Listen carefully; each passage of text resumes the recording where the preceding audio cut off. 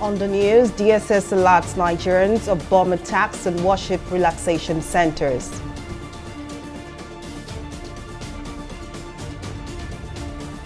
Kogi State Governor Yahaya Bello pays 100 million naira for APC nomination form.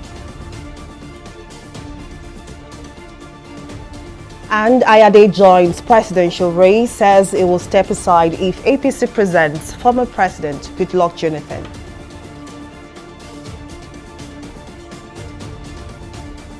We're glad to have you join us in news now. I am Folashade Ogurinde. The Department of State Services, DSS, has raised the alarm over plans by criminal elements to launch bomb attacks on soft and hard targets in parts of the country. The service said a ploy had been uncovered by suspected criminal gangs to forge an alliance among themselves with a view to launching further attacks on critical infrastructure and other public places like worship and relaxation centers, especially during and after the holidays and festive celebrations. Spokesman of the service, Peter Afunaya, who disclosed this in a statement, urged owners and managers of such public places to be wary of this development and implement basic security measures to deter the threats. And now to politics. Governor Yahaya Bello of Kogi State has paid the required 100 million naira for the expression of interest and nomination forms of the All Progressives Congress APC to contest the 2023 presidential election.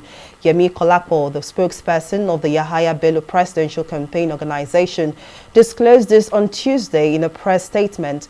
Kolakpo said the governor made the payment on Tuesday morning in a bid to show his seriousness to the Nigerians on his quest to emerge as a candidate of the ruling party.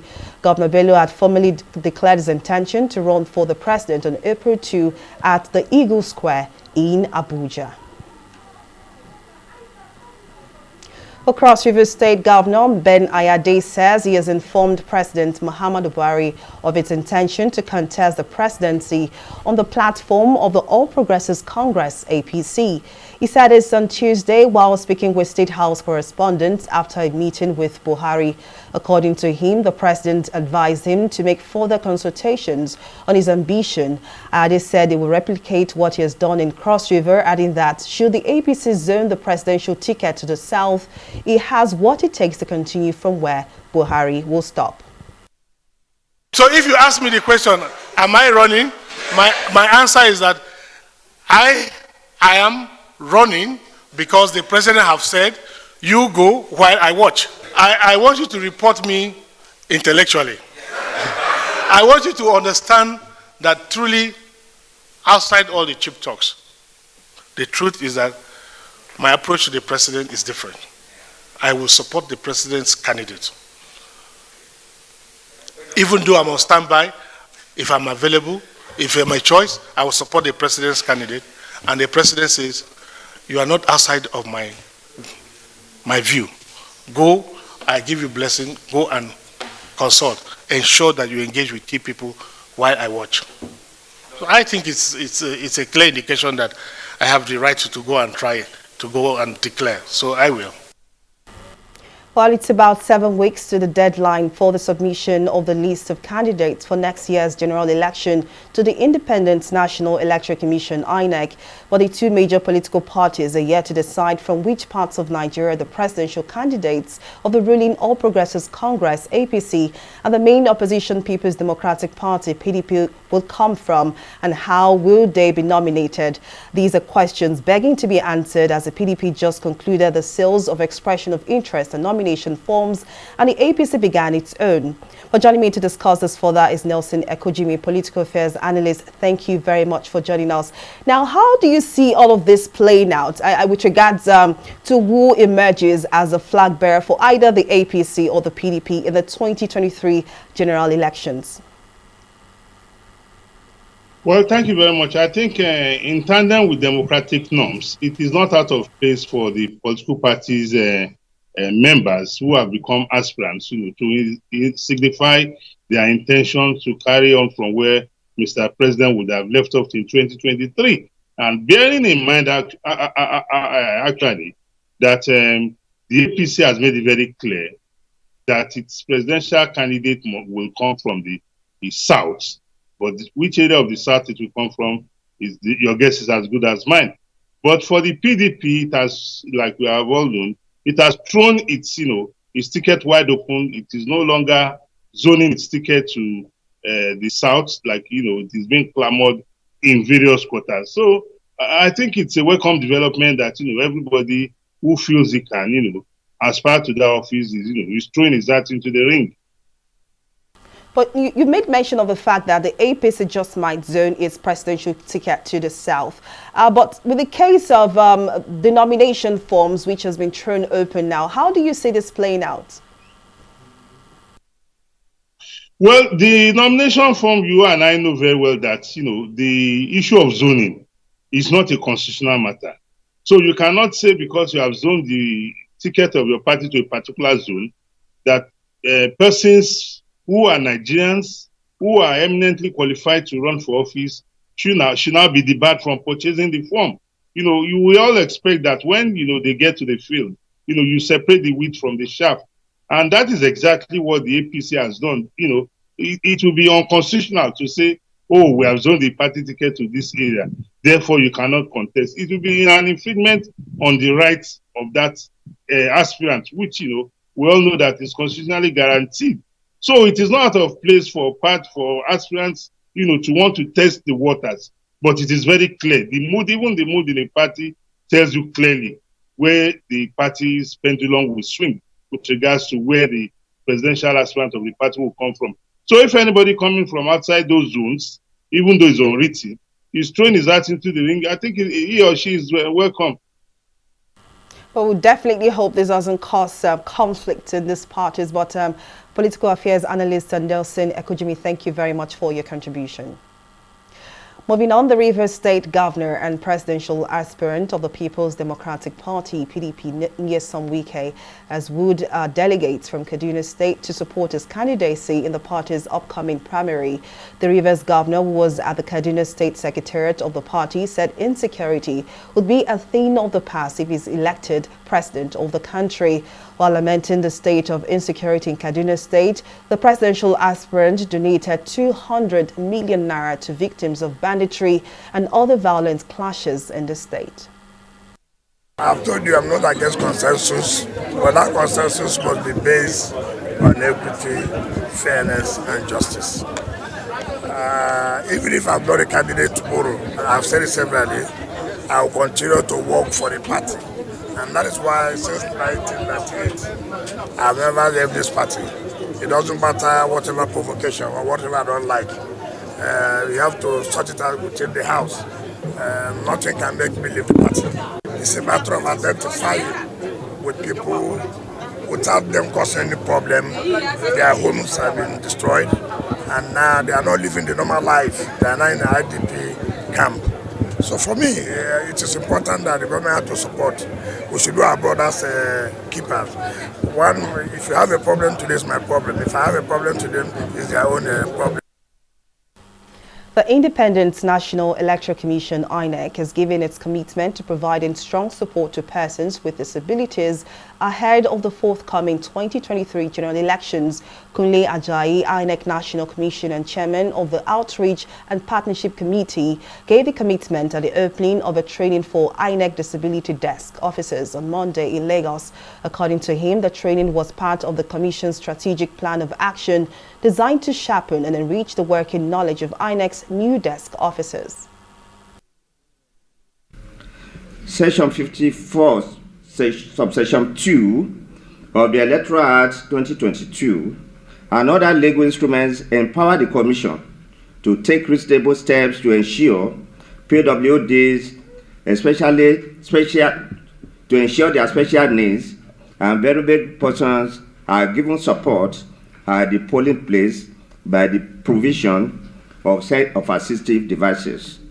The Commission also has as one of its core values the creation of a level playing field for all stakeholders to participate in, especially the marginalized groups, including the PWDs.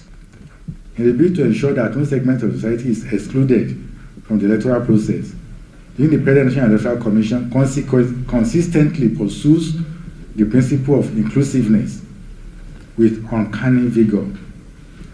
A significant part of this was the establishment of disabilities units in all its offices all over Nigeria, with the aim of reaching out to persons with disabilities and mainstreaming them in the electoral process. Global statistics indicate that persons with disabilities across the world comprise between 10 to 15% of every given population. That brings to an estimated 20 to 30 million Nigerians comprising this important population. Indeed, ensuring their right to vote and be voted for is one of the most visible gains in any thriving democracy. Upon resumption from its one-week recess, the Nigerian Senate has adjourned plenary till Wednesday, the 27th of April 2022, over the recent death of a member of the National Assembly. The decision to suspend plenary was carried out in line with the tradition of the National Assembly, following a motion moved by the acting Senate leader, Ajayi Borough-Office, and seconded by the minority whip, Philip Aduda. Moving the motion, the acting Senate leader informed the Senate on the death of Ekpeyong Bassey, member representing Oron Federal Constituency of Akwa Ibom State in the House of Representatives, who died on Monday, the 25th of April 2022. The Deputy Senate President, Ovio Moagege, who presided over Tuesday's session, described the demise of the lawmaker as another sad development in the National Assembly. Of Akwa Ibom State on Monday, 25th of April 2022. In line with our tradition, the Senate will therefore suspend plenary and all legislative activities in his honor. I so move. Well, as it's customary with our convention and traditions, we will adjourn the Senate in deference and in memory of the demise of our colleague in the House of Rep. The Senate is accordingly adjourned till Wednesday, the 27th day of April 2022 at 10 a.m. prompt. A U.S.-based human rights group, the International Religious Freedom Roundtable, has submitted a petition to the U.S. Mission and British High Commission on rising spate of insecurity in the country. The group, in a letter submitted on Tuesday in Abuja, alleged federal government violation of human rights, religious freedom, and freedom of expression, which fall under the UN Declaration of Human Rights, while demanding urgent action from the British High Commission and the United States Embassy. They further highlighted some of the burning issues in the country. It's a simple letter asking for audience, like I said earlier, asking that the ambassador to the United States as well as the UK High Commissioner organize a roundtable where these organizations and the people of the Middle Belt and the North, they can come and air their grievances. Victims can come and tell their stories. Because it's very important, and as well that you know that Nigeria was delisted from the country because of particular concern, and so these issues have to. We need answers. That why was Nigeria delisted? This is a great country, and we are all doing our bit to see that we progress as a country, and as a matter of fact and of importance, we tell our story the way it is, and nobody gives a wrong impression, a wrong story about Nigeria. In commemoration of World Malaria Day, the Lagos State Ministry of Health, in collaboration with God Rage Nigeria Limited, has launched a campaign to sensitize Nigerians on the effect and prevention of malaria.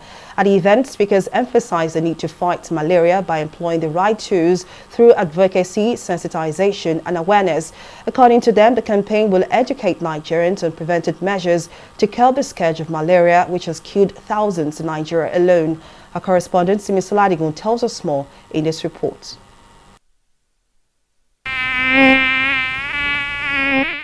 Malaria, a febrile acute illness caused by the bite of an infected female Anopheles mosquito, has become a global burden, especially in Africa. The World Health Organization, WHO, says about 95% of the estimated 228 million cases in the year 2021 occurred in Africa, with 602,020 reported deaths. To this end, the Lagos State Ministry of Health, in collaboration with stakeholders, have held an awareness walk and conference in commemoration of World Malaria Day. The walk, which covered over 400 meters, had the officials of the Lagos State Ministry of Health carrying placards to sensitize Lagosians of the effect and prevention of the life-threatening disease. Back at the conference, Remi Kushimo, on behalf of the WHO representative for Nigeria, Kasali Walter Molongo, presented a goodwill message from the WHO Regional Director, Matshidiso Moweti. We are still committed to reigniting the momentum that we have made in the past.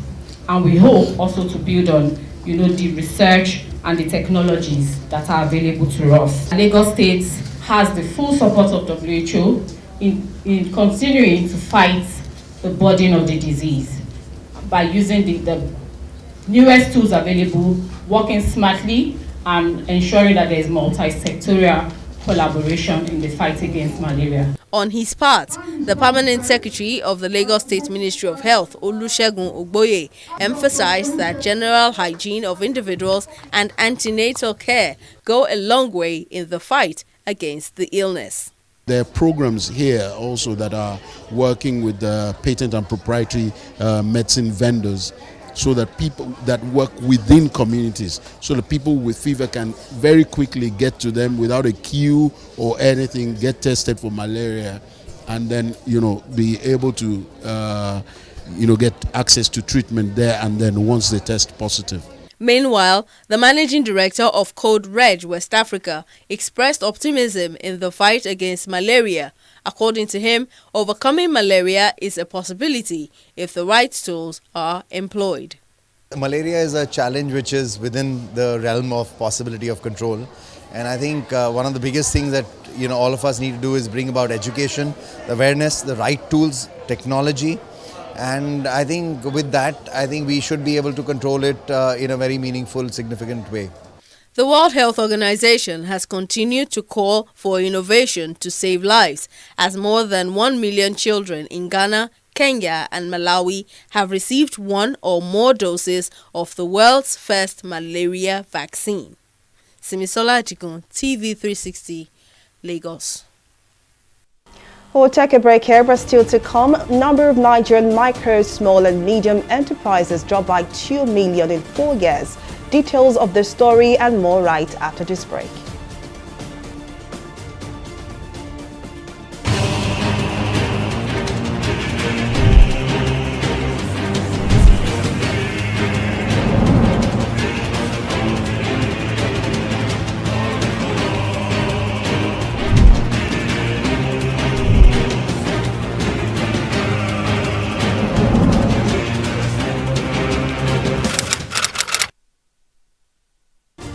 Welcome back. Now we need to take the story where the Imo State government has conducted a mass burial for the victims of last Friday's explosion at an illegal oil refinery in Imo State. Hundreds of people lost their lives in the explosion at the illegal refinery located at a forest in Abayaze community in Ohaji, Egbema local government area of the state.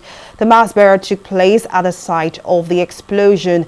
Emergency officials at the burial site say the state ministries of petroleum resources and environment shoulder the responsibility of laying to rest the charred remains of the victims that had been gathered from the scene of the blast. We're here to witness the whole exercise of mass burial, and as we can see, the exercise is ongoing. We're here with Red Cross and some other state government functionaries to witness the exercise. Yeah, first of all, I want to welcome you to my local government, Abezi farmland, where there was explosion orchestrated by illegal oil bunkering. We're here today to do justice as a responsible government.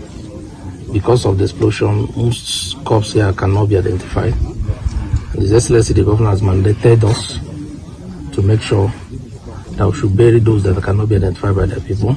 Well, the disaster took the life of over 100 persons, but some of them have been evacuated by their relations, remaining over 50 there that nobody could identify. So we're here today to give them a burial as human beings and as a responsible government. Well, we'll take a short breather here and return with more stories and COVID. Stay with us.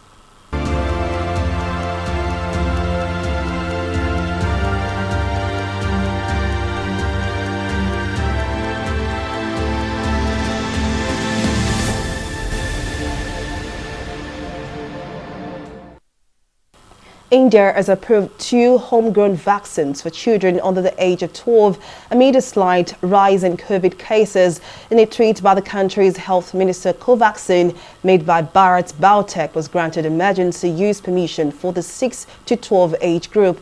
According to the official, the emergency use approval doesn't mean India will immediately start vaccinating children younger than 12 until the National Technical Advisory Group on Immunization gives a green light. India so far administered over 1.87 billion doses since it began COVID vaccinations in January 2021. We'll take a short break and return with more stories and business. To stay with us.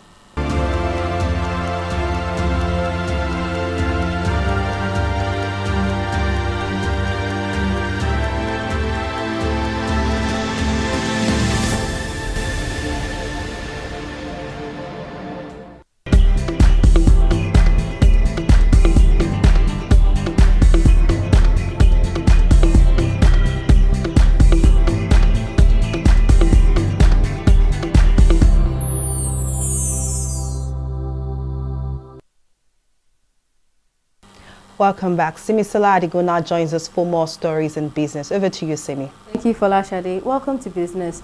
The number of micro, small and medium enterprises across the country has dropped by about 2 million between 2017 and 2021.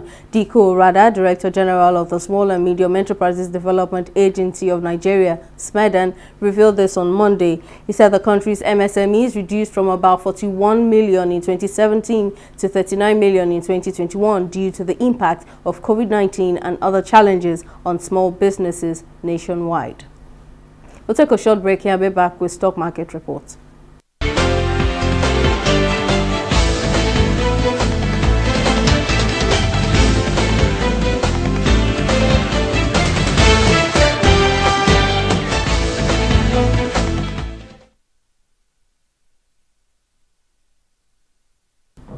The Nigerian Stock Exchange has recorded an appreciation of 0.05% at the close of Tuesday's trading, seeing investors gain 13.59 billion naira amid positive market turnover. The positive earnings on market indices brings the all-share index to close at 48,568 basis points, with current market capitalization standing at 26.1 trillion naira. 115 listed equities participated in trading, ending with 28 gainers against 23 losers. Academy Press and Champion Breweries lead 28 other gainers, both equities ending with a 3 naira 86 kobo gain. On the losers list, we have Multiverse Mining and International Breweries leading 22 others, ending with a 5 naira 36 kobo loss.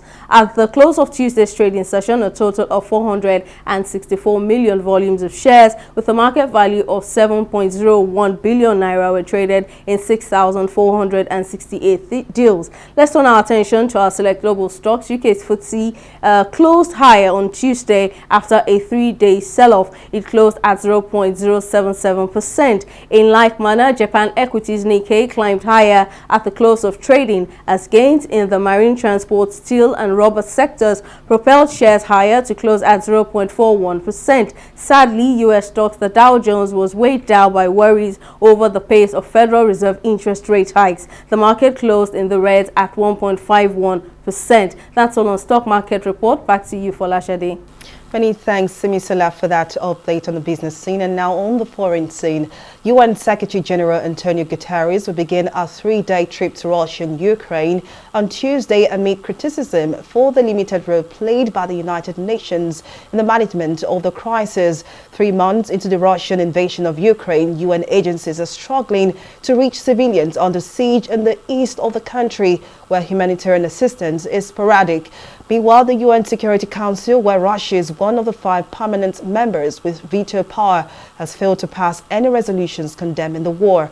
Guterres may want to use this trip to revitalize the UN initiative in the humanitarian field while staying away from more controversial political questions.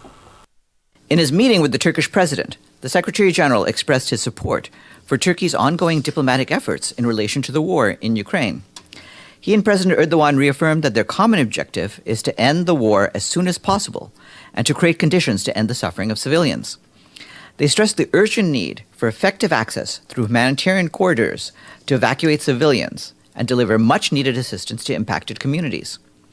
The President and the Secretary General agreed to stay in contact to follow up on ongoing initiatives. They also discussed the impact of the war in Ukraine on regional and global issues, including energy, food, and finance. The call from the crisis coordinator comes as hostilities in Ukraine are escalating, causing more civilian casualties, impacting key civilian infrastructure across the country, and hampering aid to people stranded in areas with intense fighting, including Mariupol and Kherson. Well, up next is Entertainment Reporter News Now.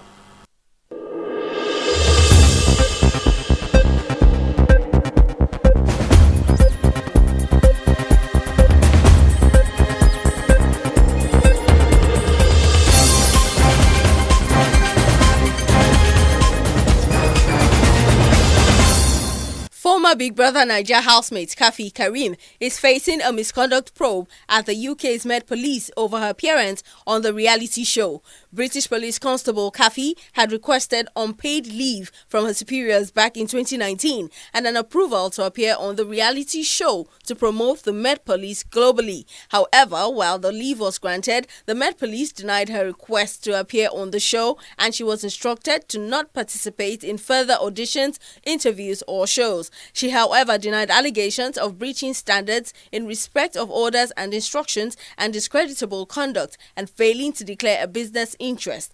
Kafi was a housemate on Big Brother Naija's Pepper Dem edition. She spent 77 days on the show before being evicted.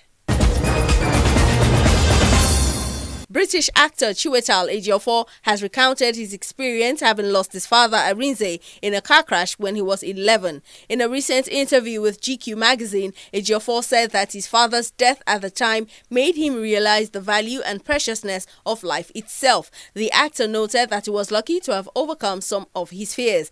Ejiofor, who grew up in London after his family fled Nigeria in the 1960s Biafran War, lost his father when they both came to his home country for a wedding. Ejiofor and his father were driving along the motorway when a truck hit the car they were in, leaving him with broken bones. And that's all we have on the entertainment segment of News Now.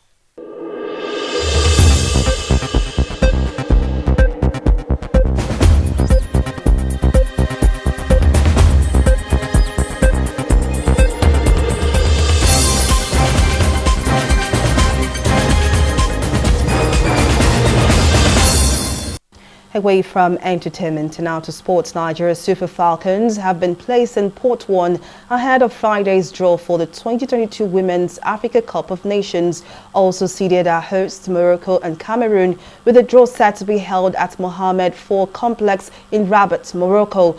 The Super Falcons are the defending champions of the competition after claiming the title 4 years ago in Ghana. And that's the size of our news bulletin. Many thanks for watching. I am Folashade Ogurinde. Bye for now.